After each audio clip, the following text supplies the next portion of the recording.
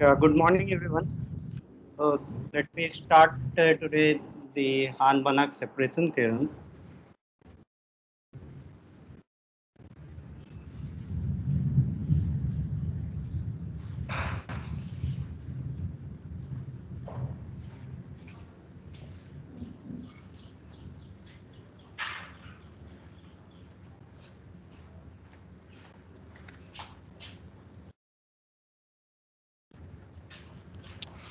So first of all, it's given a definition of a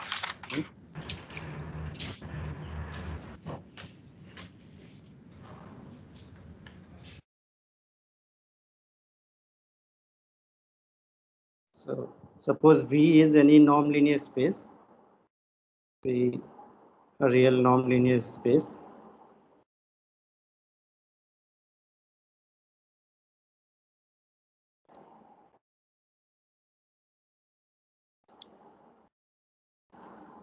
So an affine plane,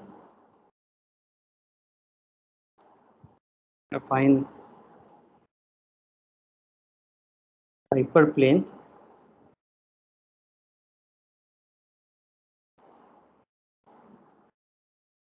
is a set of the form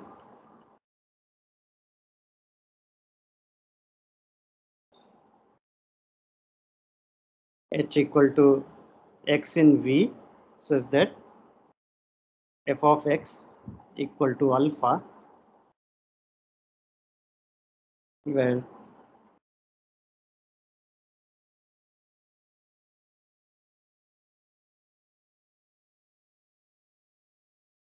f is a non-zero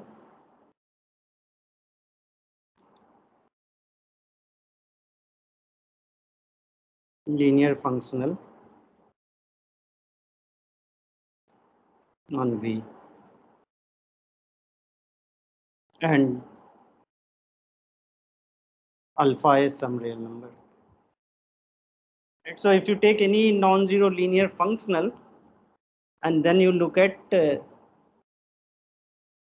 all the points for which fx equal to alpha. So for this means that this h is nothing but f inverse of singleton alpha. Right? So you look at all the points which are mapped to this alpha, then this is called hyperplane. So because it is a non-zero linear functional, say for zero linear functional, fx will always be equal to 0. So you can have only alpha equal to 0, otherwise this will be empty set. And if alpha is equal to 0, then it is the whole space. So that we don't want to call hyperplane. Generally, geometrically, a hyperplane is a translate of basically a subspace whose codimension is 1. Right? So if you look at like kernel of a non-zero linear functional, then that is always of codimension 1.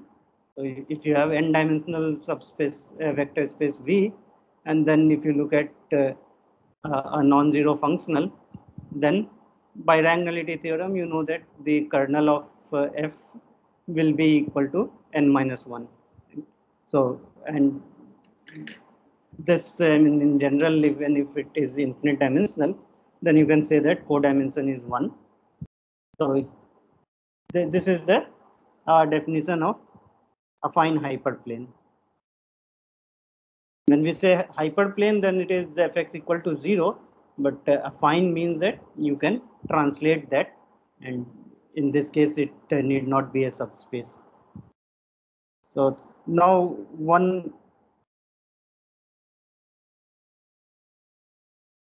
simple result is that if we have a hyperplane,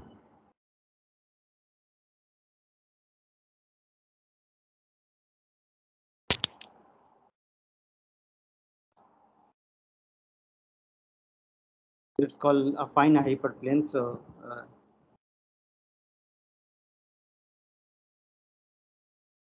let me just say this H we have said. So this H is closed if and only if F is continuous.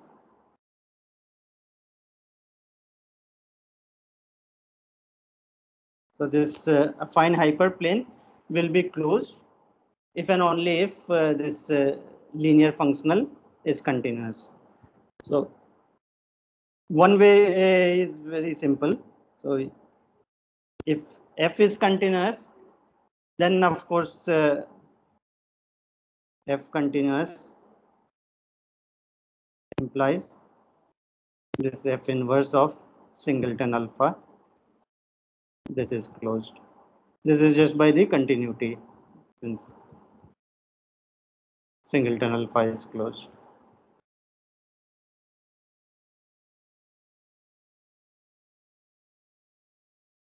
So mainly we have to prove this way that if H is closed, then F has to be continuous.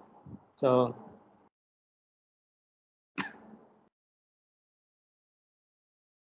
assume that this H is closed, and then we want to prove that F is continuous. So because F is a linear functional, continuity is equivalent to F being bounded linear functional. So we will prove that F is a bounded linear functional. So assume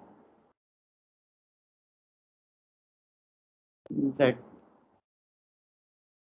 H is equal to F inverse alpha. This is closed. We will show that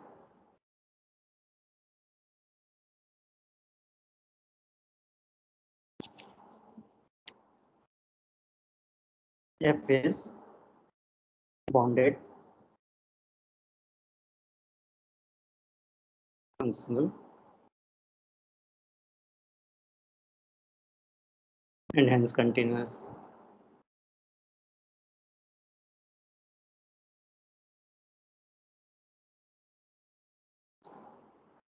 So since we have H is closed,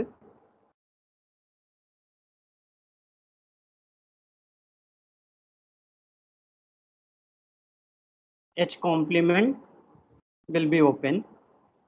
So H complement is an open subset of V, and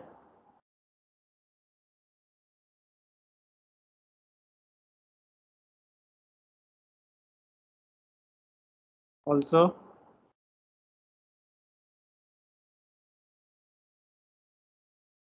since F is non-zero,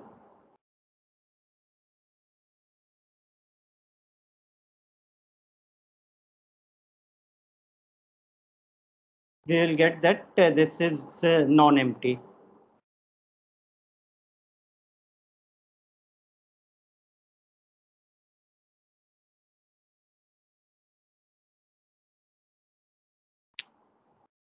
So because you see that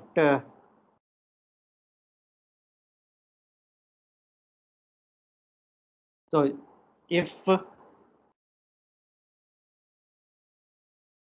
alpha is not equal to 0, then 0 belongs to H complement, right? Because f of 0 is equal to 0, so it cannot be equal to alpha.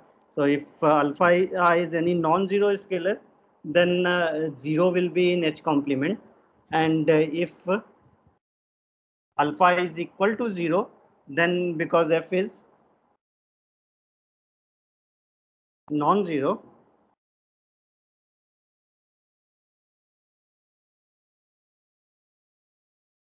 since f is non-zero,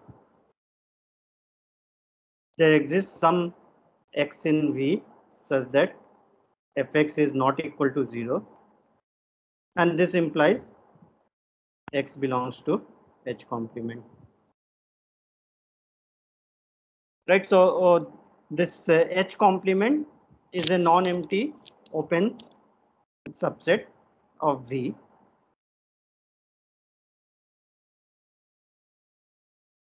Now, suppose we take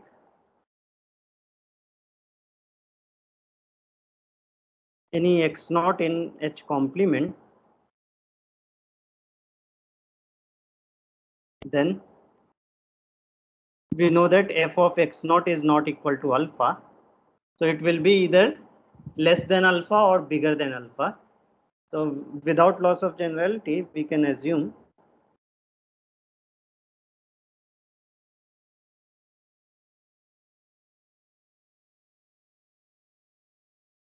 that f of x naught is, say, less than alpha. Right? Because if f of x naught is bigger than alpha, then f of minus x naught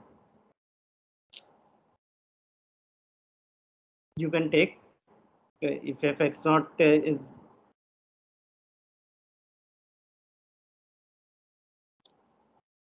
yeah. So I mean this if f x naught is less than alpha or greater than alpha, in both cases you can like prove similarly. So let's assume that uh, f of x naught is less than alpha.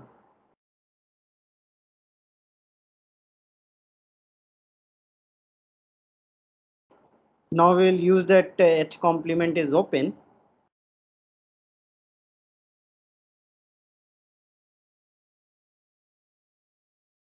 There exists some open ball centered at x naught, which is contained in H complement. So there will exist some positive R such that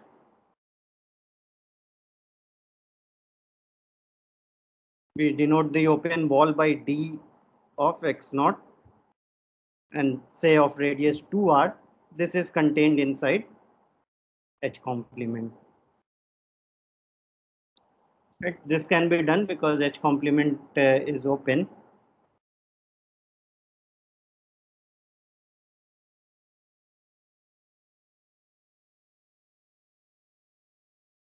So now we claim that for every point in this open ball, f of x will be less than alpha. Let me write this claim. Fx is less than alpha for all x belonging to dx naught toward.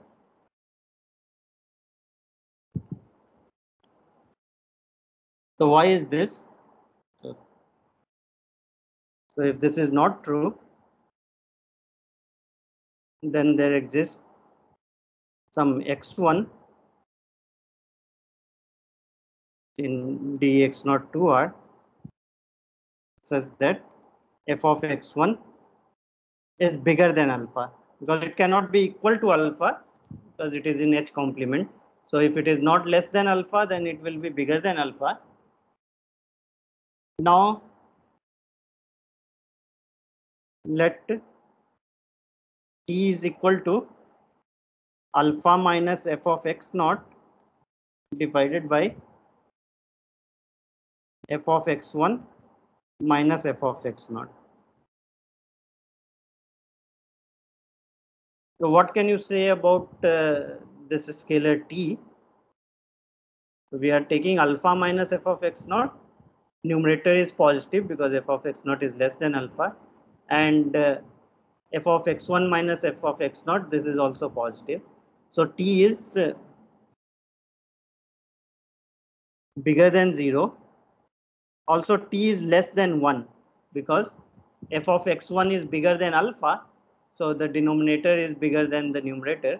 So t is strictly between 0 and 1.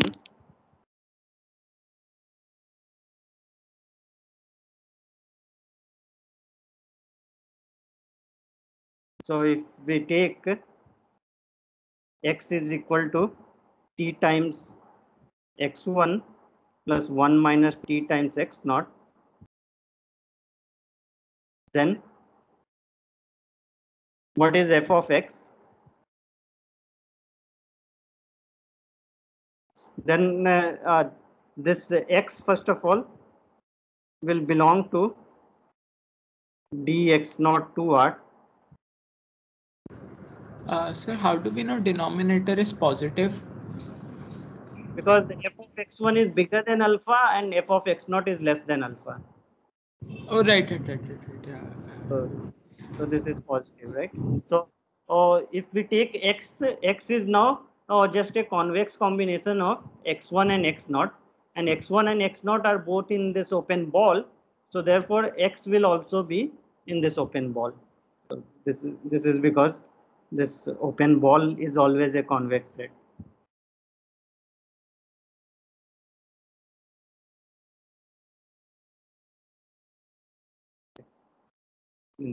That is easy to check by the triangle inequality of norm.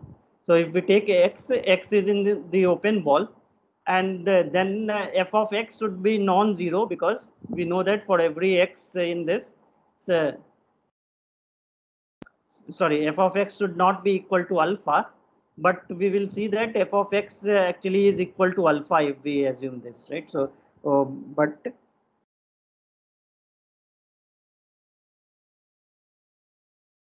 f of x, this is equal to t times f of x1 plus 1 minus t times f of x naught. And if you substitute this value of t, then you will see that this is equal to alpha. This is just a simple calculation. You just plug in t equal to this and then calculate this. So this will give fx equal to alpha, which is a contradiction. Like, can we also, like, if we only need to show existence of such a contradiction, then we can use intermediate value theorem. Then we won't need to give an explicit value for t also. No, no, no. See, we are trying to prove that f is continuous, right? We don't know that Okay. f is continuous. Right. Yeah. Sorry. Continuity of f is not known, right? So we get a contradiction. So this means that f of x will be less than alpha for every. And similarly, like if f of x naught was bigger than alpha, then you can prove that for everything it is bigger than alpha. So we are doing only for fx naught less than alpha. So now we are almost done. So what we have shown is that if we take any point in this open ball centered at x naught, then f of x is always less than alpha. So to prove that f is bounded, we need to prove that the uh, image of the closed open ball is equal to is bounded, right? So let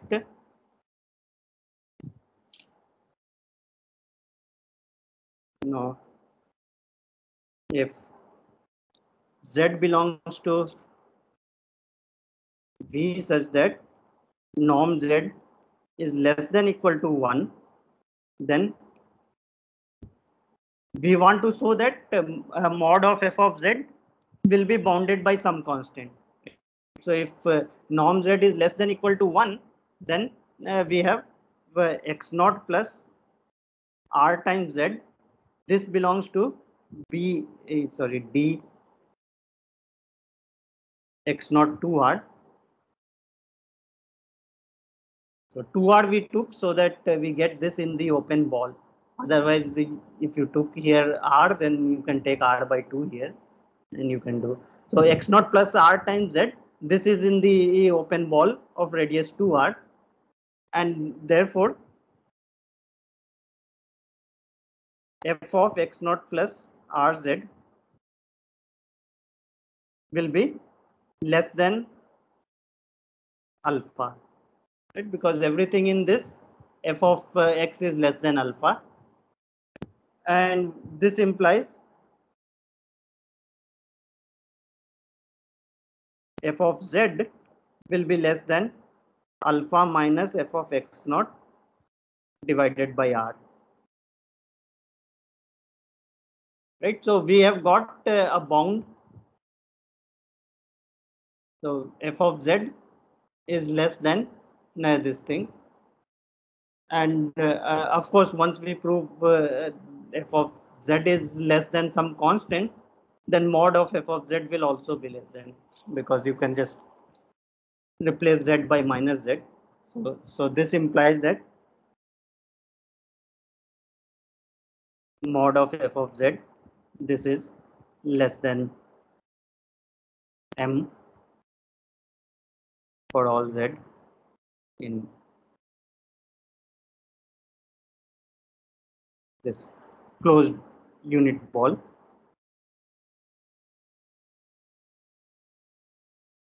for m equal to this number alpha minus fx naught divided by r. So this implies f is bounded.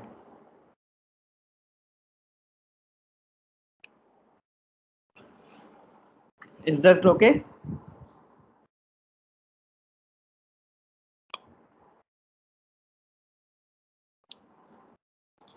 Okay, so this is one thing. Next,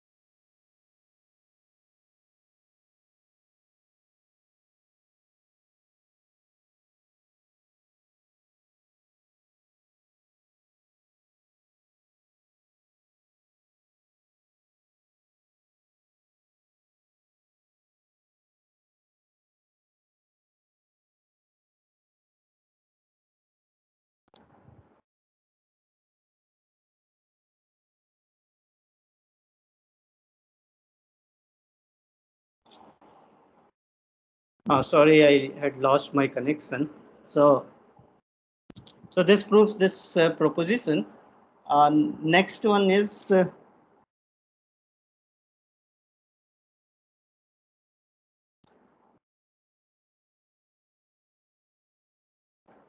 let's define what is known as Minkowski functional. So let me write this proposition.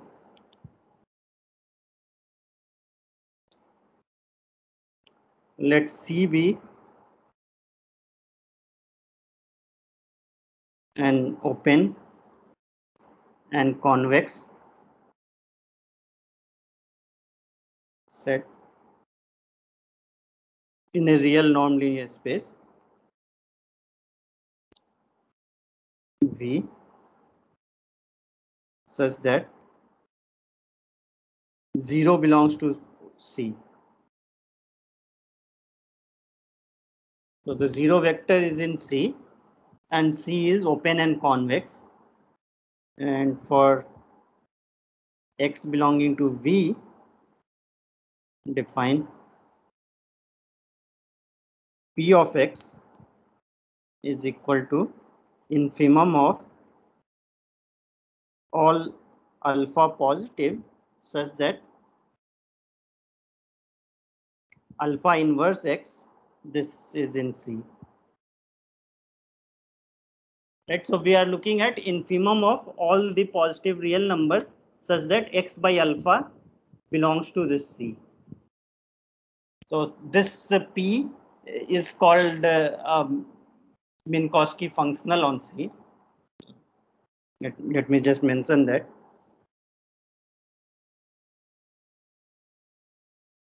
This function P is called the Minkowski functional of C.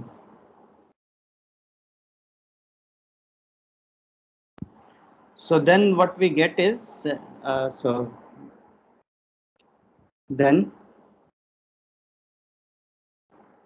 there exists some m greater than 0 such that this P of X will be less than equal to m times norm X. Of course, Px is always bigger than equal to 0 because it is infimum of this subset of positive real number. So Px is less than equal to m times norm X. This is true for all X in V.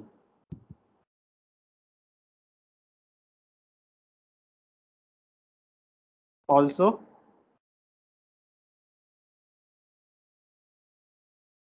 this C is nothing but all X in V such that Px is less than 1.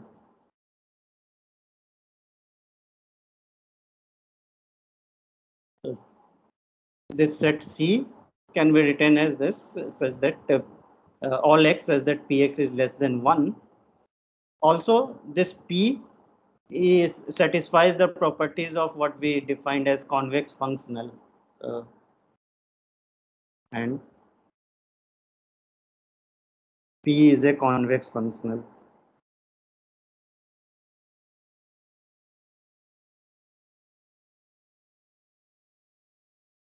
on V. So let me remind what is the meaning of that.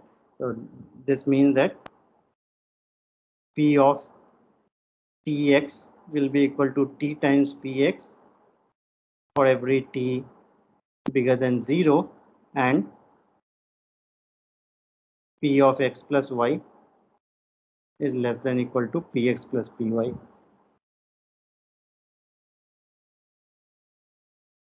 Right, so these two properties we have to show that are satisfied but for this P.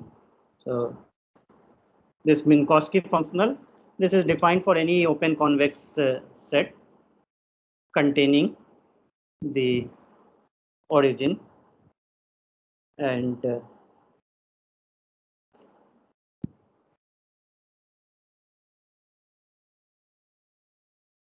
I mean, this P need not be linear, but what this is showing is that Px is always less than equal to m times norm X. So for example, you see, if we take C to be the open unit ball of V. Suppose V is a nonlinear space, and C in particular, if you take C is equal to B, the open unit ball, so it is open and convex set. And in that case, can you see what is this P of X?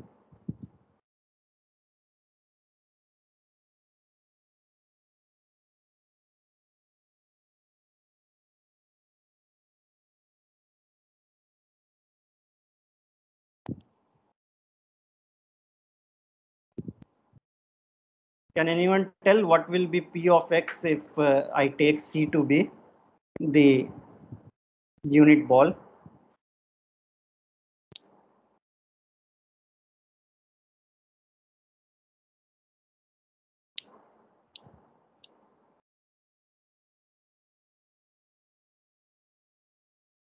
Zero functional.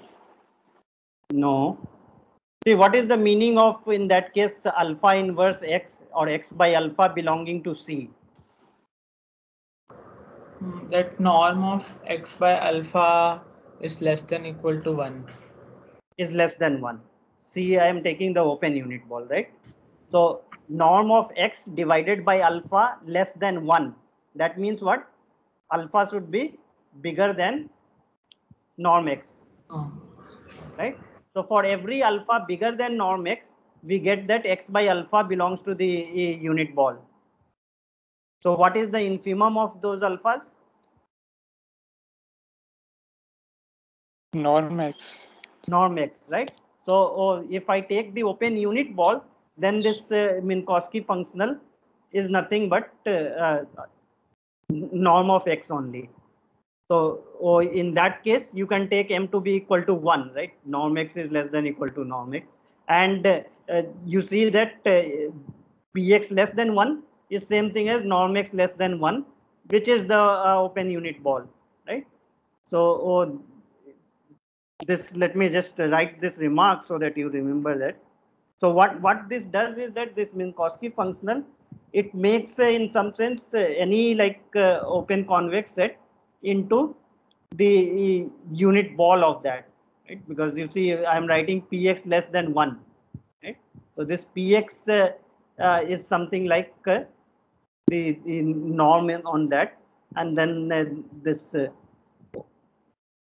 any given open and convex non-empty set uh, you can make into like the unit ball with respect to that convex functional, not with respect to the original norm. So in fact, I mean, we don't even need to like assume. Okay, let me not say anything else. So this may be remark I'll write.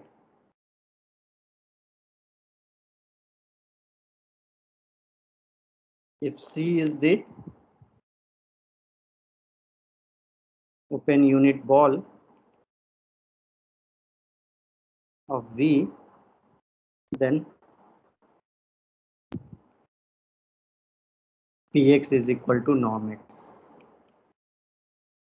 Okay, now let's look at proof of the proposition.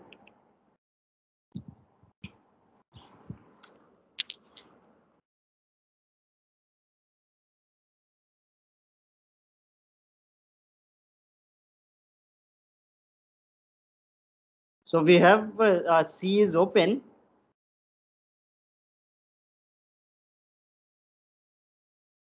and 0 is in C. So therefore there exists some open ball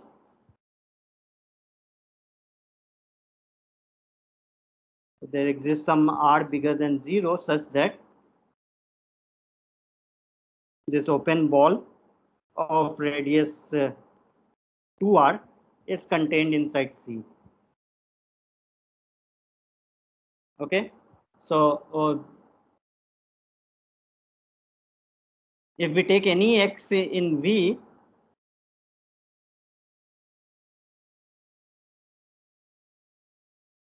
x is in V, then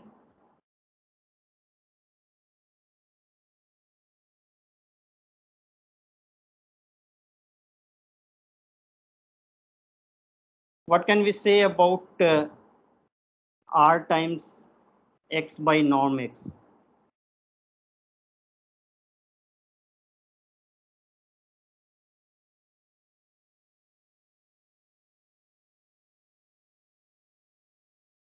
What is the norm of this vector is equal to r, right? And we know that the open unit ball of radius 2r, this is contained in C. So this belongs to C. Maybe first let me write this belongs to D of 0 to R, which is a subset of C. So we get that R times X by norm X, this belongs to C. So therefore, what can we say about P of X? P of X was infimum of all those alpha such that X by alpha is in C. Here what we are getting is X by norm X by R that belongs to C. So X has to be less than equal to norm X by R.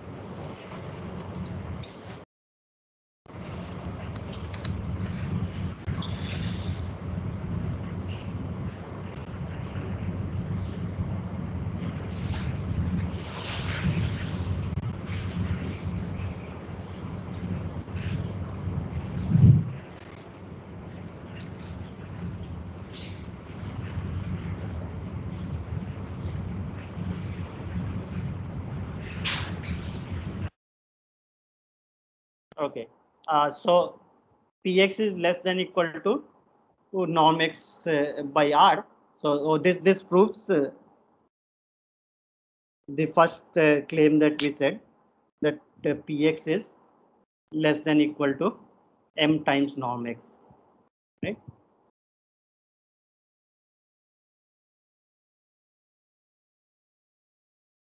Let me write this thing as 1.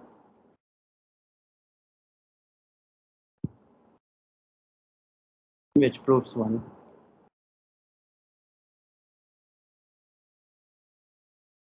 M equal to 1 by R if I take, then we get this. So Px is less than equal to m times norm X. Now we want to show that this C is equal to X such that. So now we will show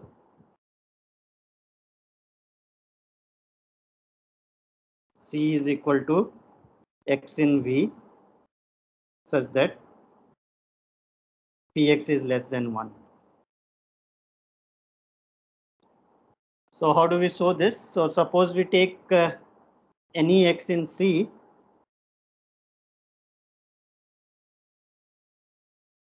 then we want to show that Px has to be less than 1.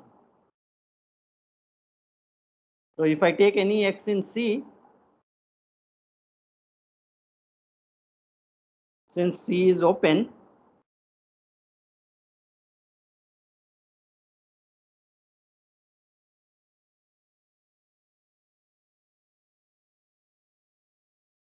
and 0 is in C, so there exists some epsilon positive such that 1 plus epsilon times X, this also belongs to C.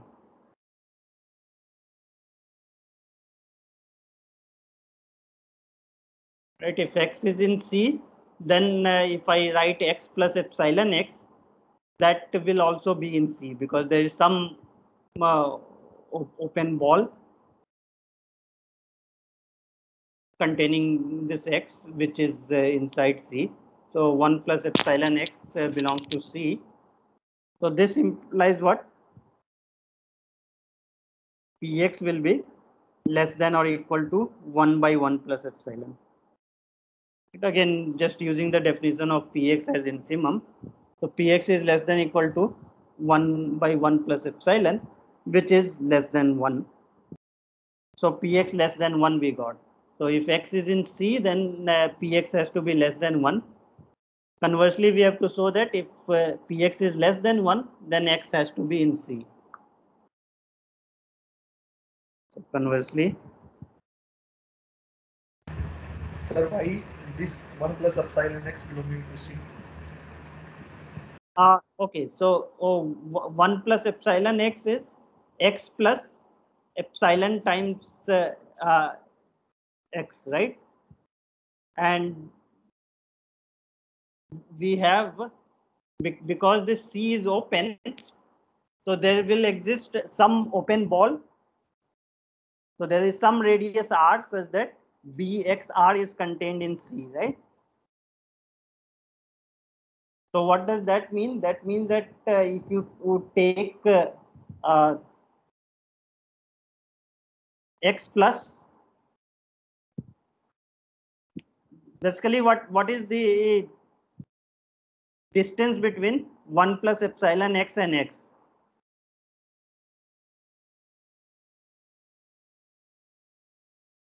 It will be epsilon times norm x, right? Yes, sir.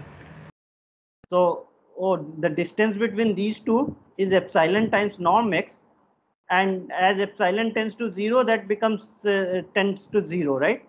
So if I take epsilon very small, such that epsilon times norm x is less than say that radius r, right? Okay, sir. Basically, you have to take epsilon to be x by sorry, r by that norm x, and then it will work. So we have px is less than 1, and suppose I take any x such that px is less than 1, x belongs to V such that px is less than 1, then we want to show that x belongs to C. So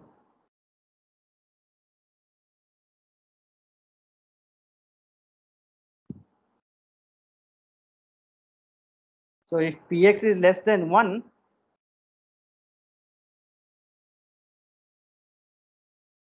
this implies what? There exists some t between 0 and 1 such that x by t belongs to C.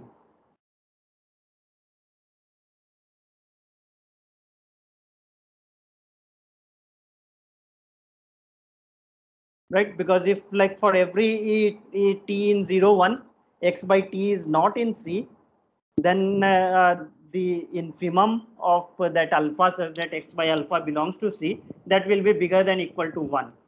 So px less than 1 will imply that there is some t less than 1 such that x by t belongs to C. And now can you see that x has to be in C?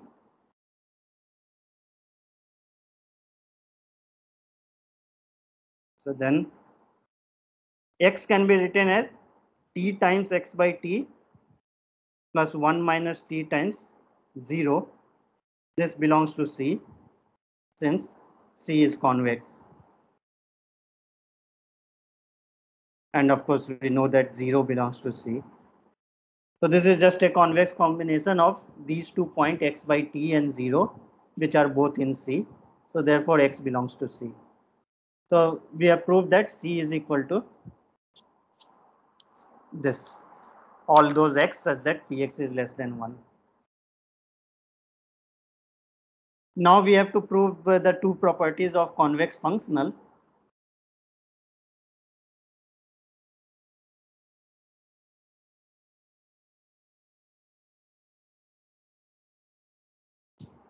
If t is bigger than 0, then ptx. What is this? This is by definition infimum of all those alpha positive such that tx by alpha, this belongs to C. And we want to show that this is same as t times px. So because this t is positive, so I can take this t outside, and this is equal to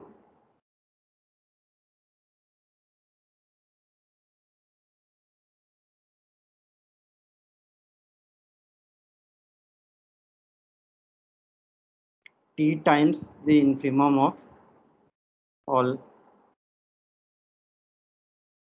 let's call here some beta bigger than 0 such that x by beta belongs to C. So that is t times p of x. So I mean this you can formally prove that this infimum is same as t times this infimum. So if t is bigger than 0, then p tx will be equal to t times px. And if we have x and y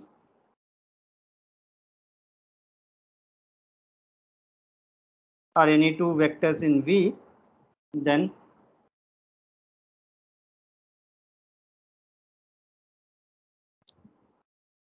and suppose we have any epsilon positive, then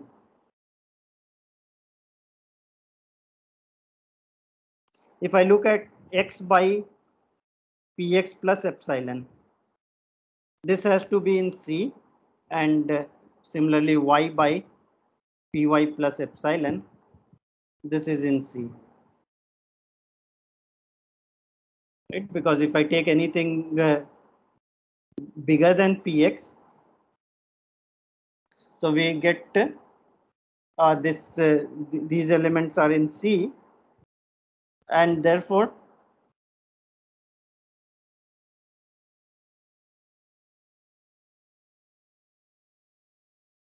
now we put t is equal to px plus epsilon by px plus py plus 2 epsilon. Then this t is between 0 and 1. The numerator is smaller than the denominator,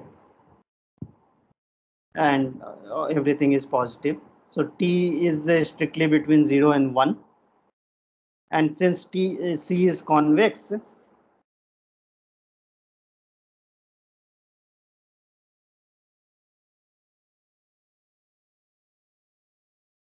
if we look at t times x by px plus epsilon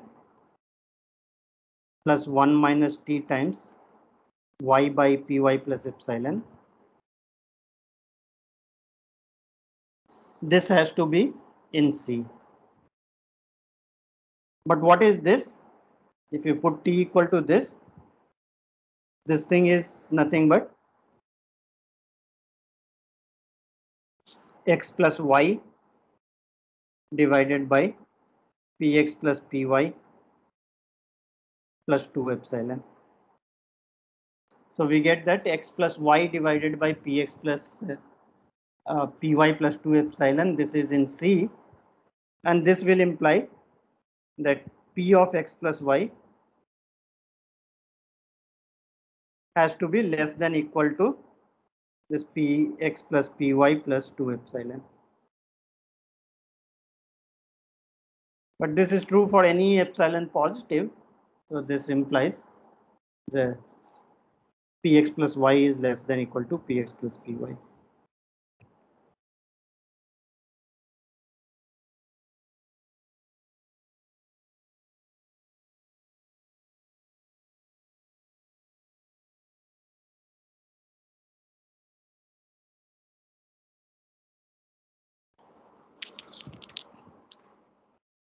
Right, so this is one thing about this Minkowski functional, and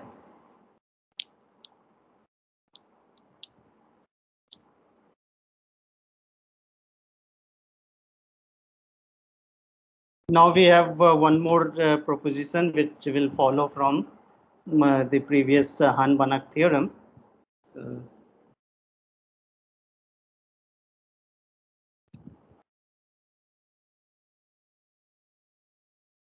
let C be any non-empty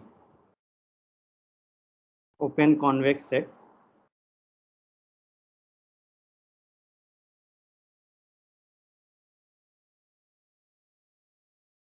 in a real nonlinear space V, and assume there is some x naught which is not in C. So then there exists a bounded linear functional f, so f in V star, such that f of x is less than f of x naught for every x in C. Right. So what we are saying is that you can find a bounded linear functional f such that f of x is always less than this f of x naught if x naught is not in C. So basically what we are saying is that it is in the like one side of the hyperplane. If you look at f of x equal to f of x naught, then it is on one side of the hyperplane. So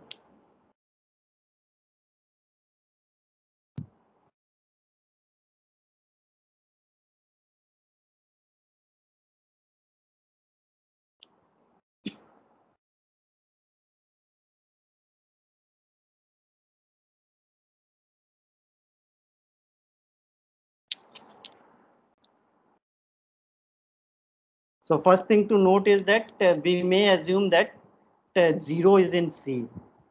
So why is that true?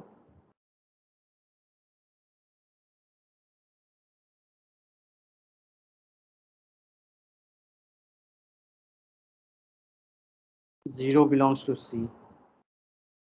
So the reason for this is that if suppose 0 is not in C, let x1 be some point in C, because it is non-empty, there is some point x1 in C, and then consider the convex set C minus x1. This means that you take x minus x1 for all x belonging to C. So that will also be convex because C is convex. So if we take this set, this convex set, this will contain 0, which contains the origin. So therefore, and also it does not contain x naught minus x1.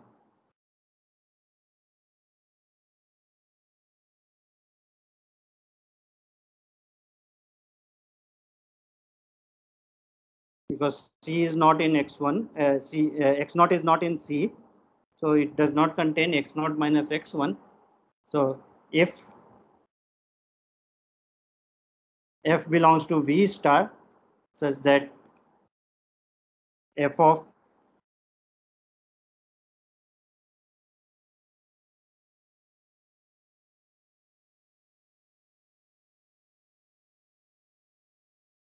x minus x1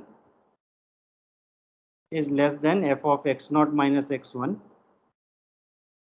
then f of x will be less than f of x naught. Right. So what we are assuming that suppose we prove for the case where the 0 is in C, then we know that there will exist some f such that for every x, f of x is less than f of x naught minus x1 here, because this convex set does not contain this point x naught minus x1. So in particular, this is true for x minus x1 also. So f of x minus x1 is less than this, and therefore f of x will be so because this will be true for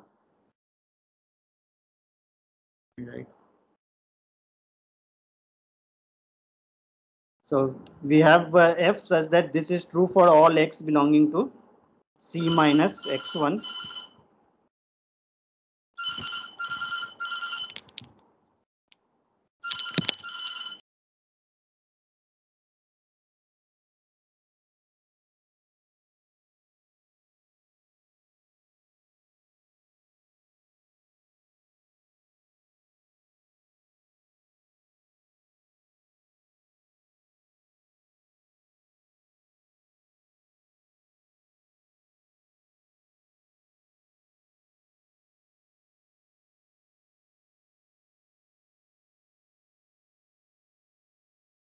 So this will imply that f of x is less than f of x naught for all x belonging to C.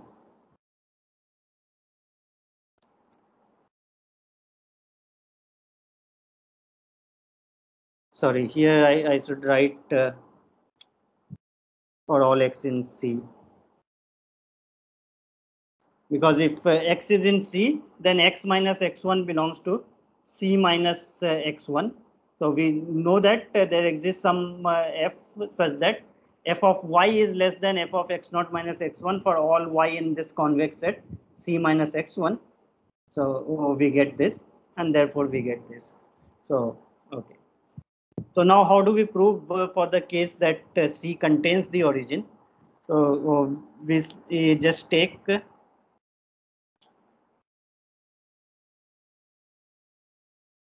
W to be the one-dimensional subspace spanned by this x naught, and define G from W to R by G of anything in W is of the form T x naught. So G of T x naught we define is equal to T.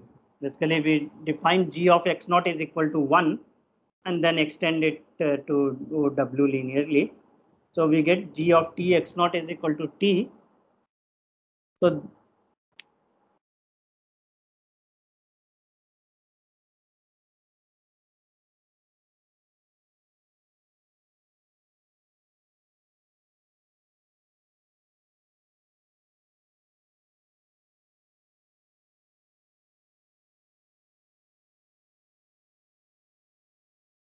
so what can we say about this? So now suppose P is the Minkowski functional for this C. Let P be the Minkowski functional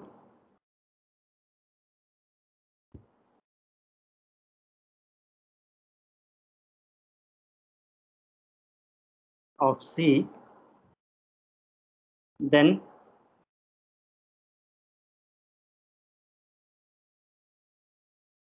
what can we say about P of Tx naught?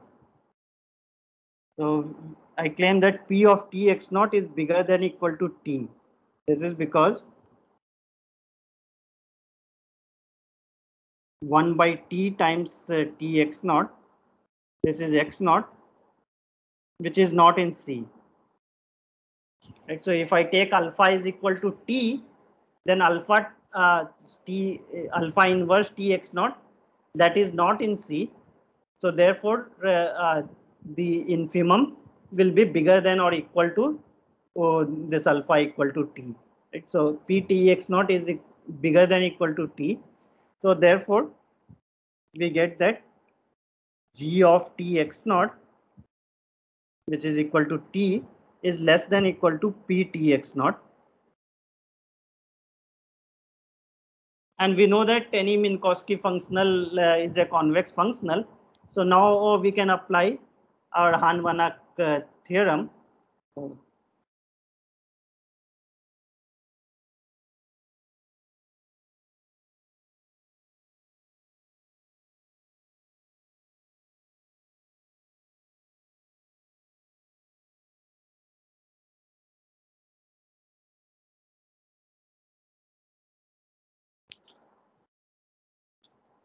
Right. So now by the Hahn-Banach theorem,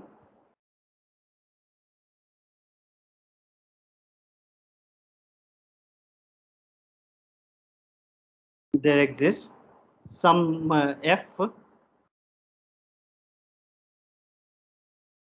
from V to R such that f restricted to W is G and f of x is less than equal to P of x for all x in V.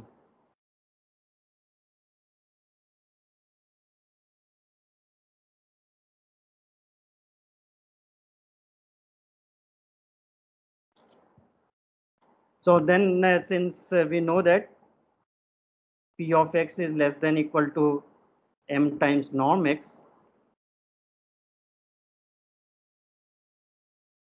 we will get that f is in V star.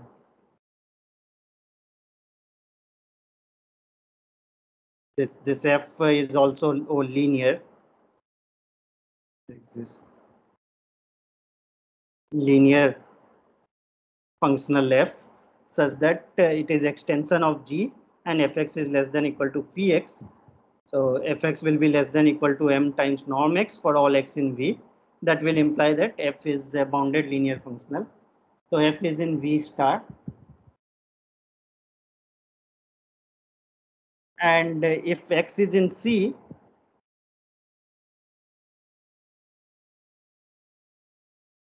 then